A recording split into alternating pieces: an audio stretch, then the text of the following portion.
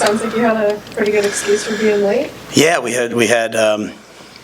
Obviously, this Saturday being Veterans Day, a military appreciation game.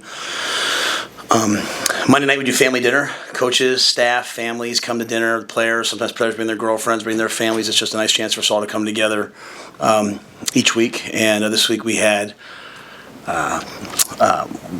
wives, sons, daughters of deployed military members. So they joined us with a family dinner.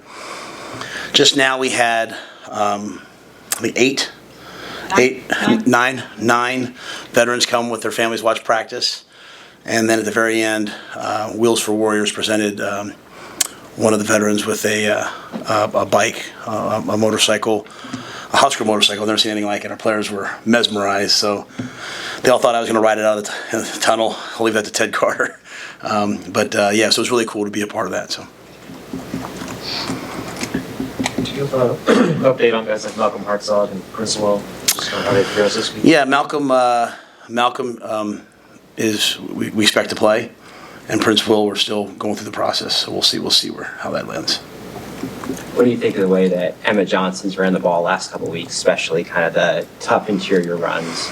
I think Emmett's played really well, doing a great job as a third down back, doing a great job in route running the ball down between the tackles.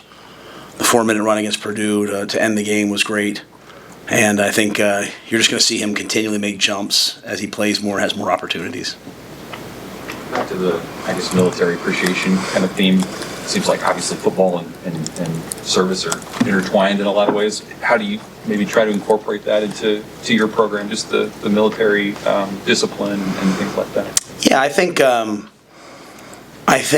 there's a couple components to it. First of all, I think there's obviously the respect for the service and the opportunities that are afforded to us by men and women all over the world who protect our freedoms and protect our way of life and give us the opportunity to do things. It hits close to home. As Trev's introducing the veterans, and his son is in the military, he's in the U.S. Army, has been deployed. So, you start to see it as it hits home.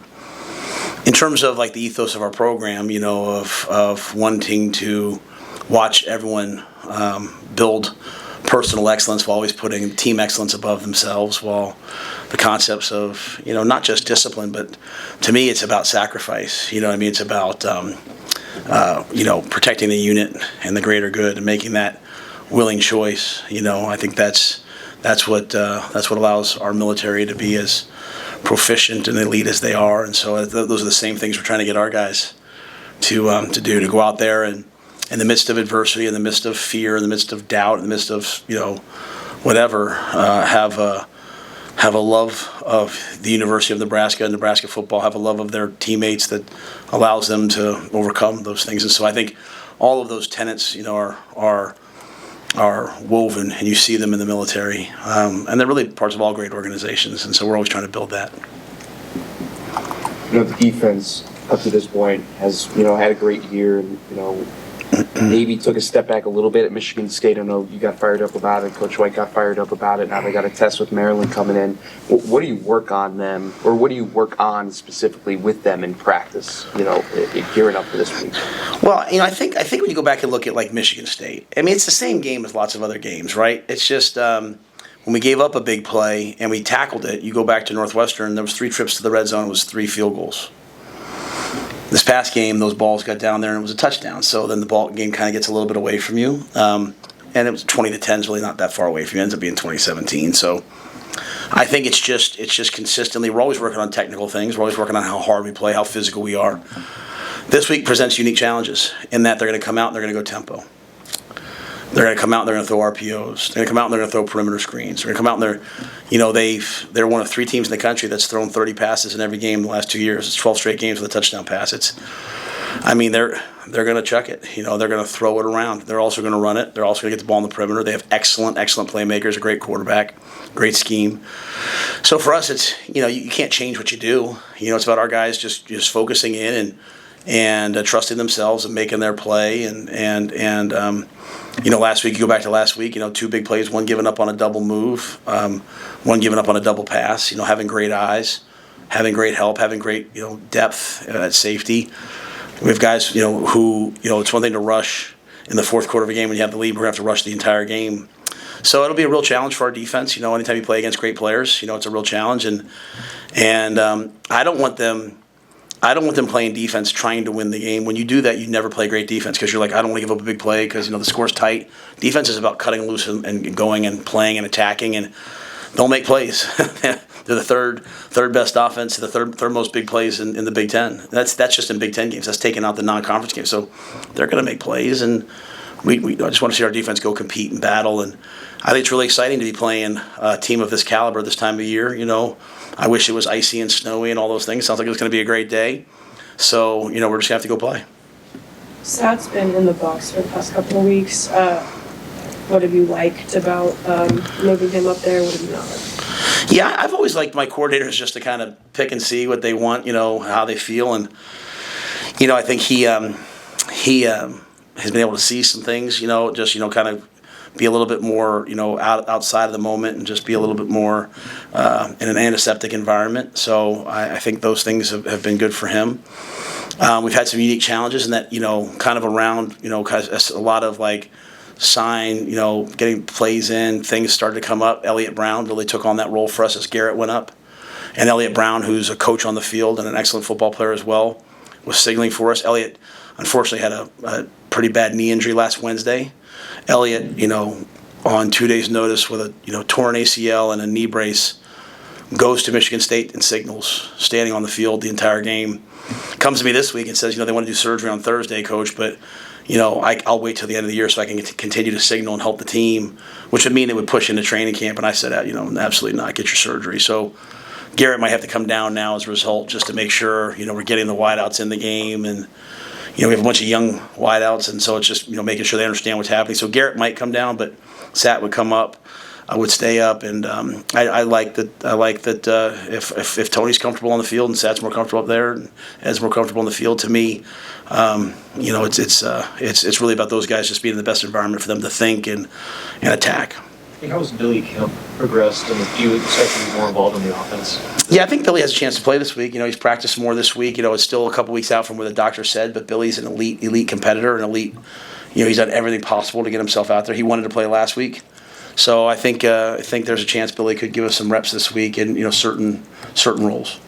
Is Deshaun close? No, yeah, Deshaun unfortunately had a setback when he came back. None worse, but not close to playing. What's been the key with Isaac Gifford doing what he's done defensively for you guys this year? Isaac's smart. He's tough. He's physical. He's fast. He's gotten through the. He's killed the bear in his mind, in terms of he now knows he's a good player. It's, once you figure out you're a good player, when you have a bad play, it's a bad play. It's not, oh my goodness, am I a bad player?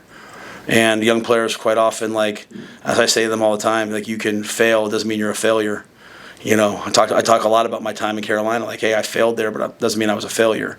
And Isaac knows he's a good player now. He's probably knew it before, but he's confident. If a play doesn't go out right, he just relaxes, comes back and plays the next play. He directs traffic out there. He makes a lot of checks. He's got a lot of different moving parts. We're still kind of thin. We're kind of in the beginning stage of this thing. So we have guys playing corner and safety. Malcolm's playing safety for 2 series, goes over and plays corner. That's not really how it'll be in the long run as we develop guys.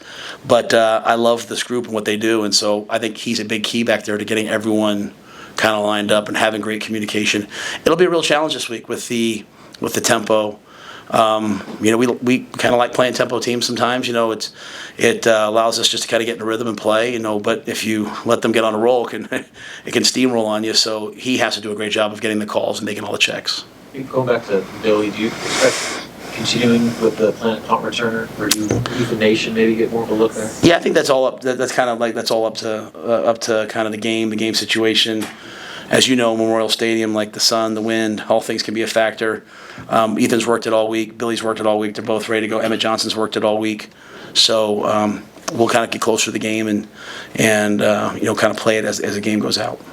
You've played against a lot of really good quarterbacks, going to the NFL and college as well. What are kind of the similarities that this, Talia Tagovailoa kind of brings compared to the ones that you've prepared for in the past? Yeah, my favorite ones are the ones who, and I say this with the greatest respect for these, are the ones who aren't like the 7-on-7 kings. Glenn Foley's Ed Foley's brother, longtime NFL quarterback. He always called me, he'd be like, "Be careful of the shotgun babies, Matt." And I said, "What does that mean?" They grew up, they're in the shotgun, everything feels good. You watch Talia play, man, he's running around, he's making plays, he's not playing a 7-on-7 league where there's no one around him. Not many quarterbacks. Most young quarterbacks, hey, they get out to their right, they'll throw it out to the left, they run it. He gets out to his left. He's out, might even be more dynamic throwing the ball down the field. So he's playing quarterback, he's playing the game, and that's what makes him great, and that's what makes him really a special player. And so when you look in the NFL, and you look at the guys who are playing at a high level. In their own separate ways, right? Everything doesn't have to be perfect, you turn on Patrick Mahomes, his best plays are sometimes when things do break down. And so I think the thing about Talia is he can play from the pocket, he can play from outside the pocket, he can throw the ball deep. He's got great rhythm. He doesn't get balls batted down. So he's just an all-around great player. All right, guys, good to see you. My apologies for making you. All good. Have a good one, Coach. You guys are great.